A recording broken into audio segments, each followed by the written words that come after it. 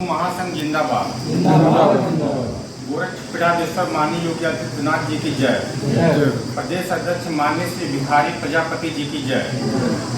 देखिए, आज हम लोग यहाँ माननीय गोरक्ष पीठाधीश्वर के 53वें जन्मोत्सव के उपलक्ष्य में विश्व हिंदू महासंघ की टीम उपस्थित हुई है। यहाँ पे आज बाराबंकी की इस पावन धरती पर, जिसको पूर्वांचल का प्रवेश द्वार भी कहा जाता है तथा भगवान का बारामीर जी का ये जन्मस्थली भी माना जाता है, जिसी के नाम पर आज बाराबंकी इसका पड़ा है।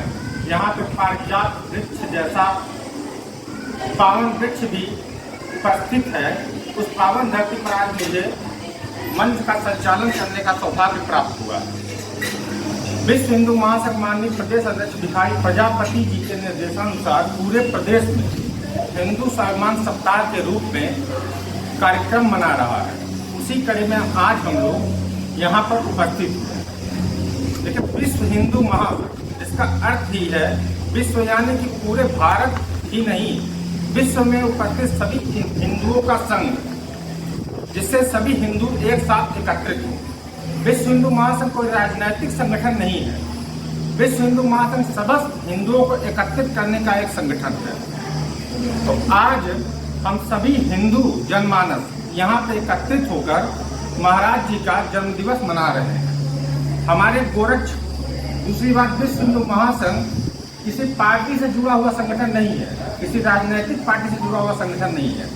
हम लोग गोरक्ष पीठ से जुड़े हैं। जहाँ भी हमारे प्रदेश अध्यक्ष या गोरक्ष पीठाधीश्वर का आदेश होगा, हम लोग हर जगह राजनीतिक पार्टी का समर्थन करने के लिए तैयार रहते हैं। उसी कड़ी में 2024 के लोकसभा चुनाव में हमारे विश्व हिंदू महासंघ के हर कार्यकर्ता ने काफी मेहनत की है। हर भाजपा के पदाधिकारी से हमारी विचारधारा मेल खाती है, क्योंकि हम लोग भी हिंदू विचारधारा से जुड़े हैं और भाजपा भी हिंदू विचारधारा से ही जुड़ी है। इसलिए हर विश्व हिंदू महासंघ कार्यकर्ता ने बड़ी मेहनत की है। बहुत ज्यादा भाजपा कार्यकर्ताओं को जिताने के लिए या उनके समर्थन में सबने बड़ी मेहनत की है। दूसरी बात आती है हमारे गोरक्ष पीठाधीश्वर की। तो जब भी गोरक्ष पीठाधीश्वर गोरक्ष पीठ के कोई भी हो, चाहे हमारे बड़े महाराज जी राष्ट्र संत महंत अवैधनाथ जी हों या हमारे पूज्य महाराज माननीय आदित्यनाथ जी रहे हों, सभी लोगों ने हिंदुत्व की भावना को ही बढ़ाने का काम किया। सामाजिक समरसता ही गोरक्ष पीठ का एकमात्र संदेश रहा है। जाति भावना को खत्म करके सभी हिंदू एक साथ एकत्रित होकर के हिंदू भावना को आगे बढ़ाएं, इसी क्रम में गोरक्ष पीठ कार्य करता रहा शुरू से। हमारे राष्ट्र संत महंत अवैधनाथ जी ने इस सामाजिक समरसता को खत्म करने की पहली भावना शुरू की थी, जब उन्होंने एक डोम राजा के यहाँ भोजन करके सामाजिक समरसता का भाव हमारे समस्त हिंदू जनमानस को उतारा था। जाति भावनाओं को खत्म करके हम लोग हिंदू हैं, सभी लोग हिंदू हैं और हिंदुओं को एकत्र होना होगा। आज बात तो नहीं करनी चाहिए, लेकिन 2024 का लोकसभा जो चुनाव हुआ है, इसमें 140 करोड़ की जनसंख्या हम हिंदुओं की है, लेकिन 80% होने वाले हिंदू, 140 करोड़ में 80% हिंदू हैं, लेकिन 20% की जनसंख्या वाले मुस्लिम यह तय करते हैं कि लोकसभा का प्रतिनिधित्व तो कौन करेगा, किसके लिए, क्योंकि हम हिंदू एक नहीं। जिस दिन हम हिंदू एक हो जाएंगे, 80% की जनसंख्या वालों के सामने 20% की क्या औकात है? कोई औकात है कि वो हमारे प्रतिनिधित्व तय करे? कौन लोकसभा का प्रतिनिधित्व करेगा? आप लोगों ने देखा होगा, इस लोकसभा के चुनाव में लगभग 241 सीट बीजेपी की आई है ना, लेकिन किसी विपक्षी पार्टी की सीट 100 के पार नहीं कर पा रही है, लेकिन वह लोग जश्न मना रहे हैं। क्यों जश्न मना रहे हैं? क्योंकि वो यह जान रहे हैं कि वो हमारे हिंदू भाइयों को विभाजित करने में सफल हो गए, चाहे जात के नाम पर, चाहे धर्म के नाम पर, या कोई भी लुभावना देकर विभाजित करने में वो सफल हो गए। इसलिए वो लोग खुशी मना रहे हैं। और हम लोग 241 सीट जीत करके, जब सरकार माननीय प्रधानमंत्री नरेंद्र मोदी जी के नेतृत्व में बन रही है, लेकिन तब भी वो लोग खुशी मना रहे हैं, क्योंकि हिंदुओं को विभाजित करने में सफल हुए हैं और मुस्लिम वोट को एक साथ खड़ा किए हैं हमारे खिलाफ। उनके मन में ये भाव भर दिए हैं कि कोई भी हो, आप लोगों को हिंदुत्व के खिलाफ ही वोट देना है। रही बात गोरक्षपीठाधीश्वर की, तो उन्होंने हिंदू एकता को शुरू से ही बढ़ावा दिया, चाहे वो हमारे राष्ट्र संत अवैधनाथ जी हो या योगी आदित्यनाथ जी हो। हमारे योगी आदित्यनाथ जी उस समय हिंदू युवा वाहिनी का गठन किए थे जब हमारे प्रदेश में परिस्थितियां इतनी अनुकूल नहीं थी, प्रदेश में किसकी सरकार की सत्ता थी, तब वो हिंदुत्व के लिए एक साथ खड़ा हो गए और समस्त हिंदू भाइयों का गठन किया, उनको एक साथ ला करके चले। आज अगर हमारे हिंदू भाई इधर उधर जाने में या कहीं भी किसी के प्रलोभन में जाने में सफल हुए हों या चले गए हों, तो उसमें कहीं ना कहीं हमारे हिंदू या हिंदू जो भी हमारे हिंदू संगठन है उनकी भी कुछ ना कुछ गलती या भावना रही होगी। सामाजिक समरसता ही हिंदुत्व का प्राण है। समस्त हिंदू जनमानस को पहली बात तो जाति सेना चल रही है, ब्राह्मण महासेना, भीम आर्मी, क्षत्रिय महासभा, इसको खत्म होना चाहिए। समस्त हिंदू जनमानस को बस एक ही बैनर पर जुड़ना चाहिए कि हम हिंदू हैं, तभी हम जनमानस का या हिंदू एकत्रित हो पाएंगे। नहीं तो 20% की जनसंख्या वाले मुस्लिम आज ये कहते हैं कि हम हिंदू को देख लेंगे। क्यों कहते हैं? क्योंकि वो लोग एकत्रित हैं। आज भारतीय जनता पार्टी के खिलाफ विपक्षी पार्टियों ने उनको खड़ा कर दिया कि आप इनके खिलाफ वोट दीजिए, लेकिन तभी हिंदू हारा नहीं है। आज हम सोशल मीडिया पर देख रहे थे, कई हिंदू इधर उधर भावना प्रकट कर रहे हैं कि हिंदू विकसित हो गए। लगभग हर लोकसभा क्षेत्र में 5 लाख से ज्यादा वोट पड़े हैं हिंदुओं के भारतीय जनता पार्टी को। तो क्या वो हिंदू ही तो वोट दिए हैं? कोई अन्य आके वोट दिया? 5 लाख से ज्यादा वोट कौन दिया? हिंदू ही दिए। और आज अगर हिंदू जनमानस खड़ा है, जो भी हमारे भाई अगर किसी प्रलोभन में चले गए हों, तो विश्व हिंदू महासंघ के कार्यकर्ताओं की जिम्मेदारी दुगनी हो जाती है। तो उनको एकत्रित करें, सभी कार्यकर्ताओं की जिम्मेदारी है, क्योंकि समस्त हिंदू संगठन का यह कर्तव्य है कि हिंदू जनमानस को एक साथ लाएं, चाहे वो विश्व हिंदू महासंघ हो, चाहे हिंदू वाहिनी हो। शुरू से यह कार्यकर्ता आ रहा है और आप लोग इसमें निराश मत होइए कि हमको वोट नहीं मिला या हम जीते नहीं है।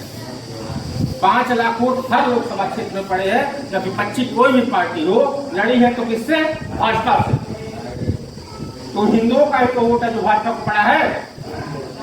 ये हमारी सभी की जिम्मेदारी है कि हिंदुओं को एकत्रित करें। मैंने देखा अयोध्या के कई भाइयों के खिलाफ गलत वोट पड़े थे सोशल मीडिया पे, वहां पे तो 5 लाख वोट मिला है ना भाजपा को। कौन दिया? मुस्लिम दिए हैं क्या? मुस्लिम का वोट एकत्रित किया गया है हम लोगों को बरकरार करके।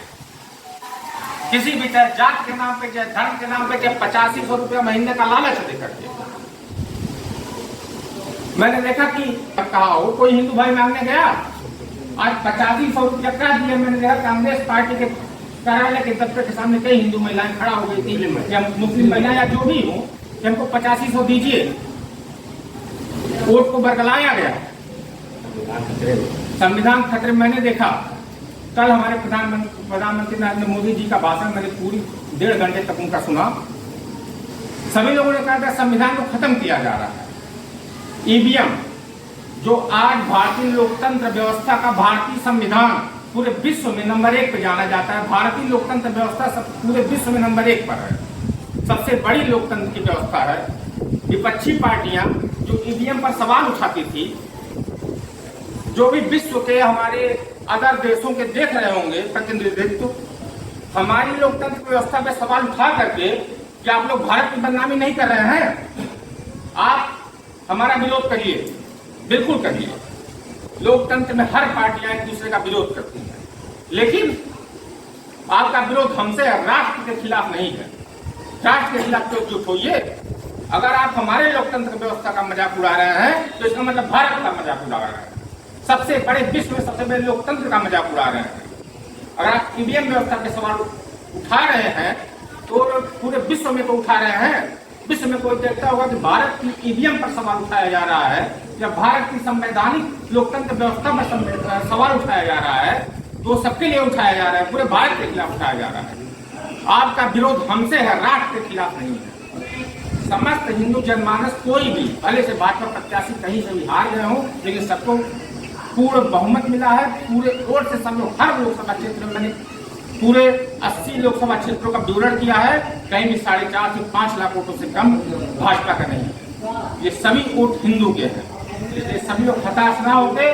सभी हिंदू जनमानस और सभी हिंदू संगठन के कार्यकर्ता, विश्व हिंदू महासंघ के कार्यकर्ताओं का यह कर्तव्य है कि दुगनी शक्ति के साथ हिंदुओं को एकत्रित करके और एक साथ खड़ा होकर के एक साथ होने का, और जो भी हमारे हिंदू भाई जो संगठन से अलग जा रहे हैं, भीम आर्मी हो, क्षत्रिय महासभा हो, ब्राह्मण महासभा हो, सब हिंदू हैं, सबको एकत्रित करें और एक साथ गोरक्ष पीठाधीश्वर के हाथों को मजबूत करें। और माननीय योगी आदित्य अपने जो भी हिंदू भाई हम लोगों से अलग हो गए हों या जो भी किसी विचारधारा में बहकर कहीं भी जा रहे हों, चाहे वो दलित हों, भीम आर्मी के हों या क्षत्रिय महासभा झूला है, लेकिन अगर हिंदुओं को साथ लेके चलना है तो सबको एक साथ होके आना पड़ेगा।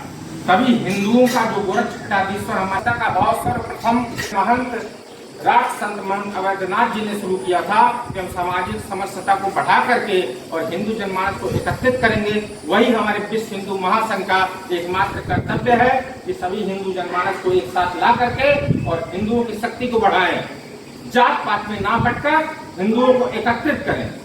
आप लोग, मैंने देखा कई लोग हिंदू के संगठन के उत्साहित हैं कि भाजपा की सीट नहीं आई, तो हमारी जिम्मेदारी, सभी की जिम्मेदारी, समस्त हिंदू लोगों की जिम्मेदारी या हिंदू संगठन की जिम्मेदारी इसमें से दुगनी हो जाती है कि उनको एक साथ एकत्रित करें और हिंदुओं को एकत्रित करके हिंदू राष्ट्र बनाने का मार्ग या जो भी हमारे गोरक्ष पीठाधीश्वर का आदेश है उसको आगे बढ़ाने के लिए कार्य करें। जय श्री राम।